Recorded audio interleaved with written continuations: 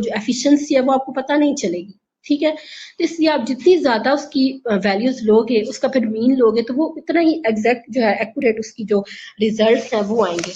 Mean जो calculate करने का मैं आपको फार्मूला भी बता देती हूँ।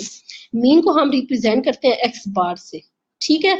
ये शो करता है कि मीन है, mean equals to 1 divided by n summation, यहाँ पे n आएगा, i equals to 1 x i।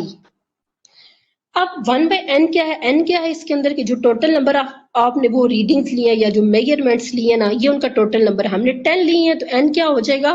10, ठीक है।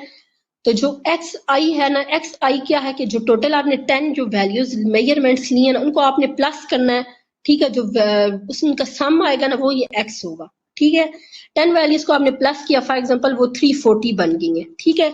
डिवाइडेड बाय हमने 10 कर दिया, तो इसकी 34 आपका मीन आ जाएगा, ठीक है। इमन समझ आई इस बात की? मीन आपने ऐसे कैलकुलेट कर लेना है। अब आपके पास मीन वैल्यू आ गई, अब हमें ये तो पता नहीं चलेगी, ठीक है। तो इसलिए आप जितनी ज्यादा उसकी वैल्यूज लोगे, उसका फिर मीन लोगे, तो वो इतना ही एग्जैक्ट जो है एक्यूरेट उसकी जो रिजल्ट्स हैं वो आएंगे। मीन जो कैलकुलेट करने का मैं आपको फार्मूला भी बता देती हूँ। मीन को हम रिप्रेजेंट करते हैं एक्स बार से, ठीक है। ये शो करता है कि मीन है, mean equals to 1 divided by n summation, यहाँ पे n आएगा, i equals to 1 x i। अब 1 बाय n क्या है? n क्या है इसके अंदर के जो टोटल नंबर आपने वो रीडिंग्स लिए या जो मेजरमेंट्स लिए ना, ये उनका टोटल नंबर है। हमने 10 लिए हैं तो n क्या हो जाएगा? 10, ठीक है। तो जो एक्स आई है ना, एक्स आई क्या है कि जो टोटल आपने 10 जो वैल्यूज मेजरमेंट्स लिए ना, उनको आपने प्लस करना है, ठीक है। जो उसमें उनका सम आएगा ना, वो ये एक्स होगा, ठीक है। 10 वैल्यूज को आपने प्लस किया, फॉर एग्जांपल वो 340 बन गई है, ठीक है। डिवाइडेड बाय हमने 10 कर दिया, तो इसकी 34 आपका मीन आ जाएगा, ठीक है। इमन समझ आई इस बात की? मीन आपने ऐसे कैलकुलेट कर लेना है।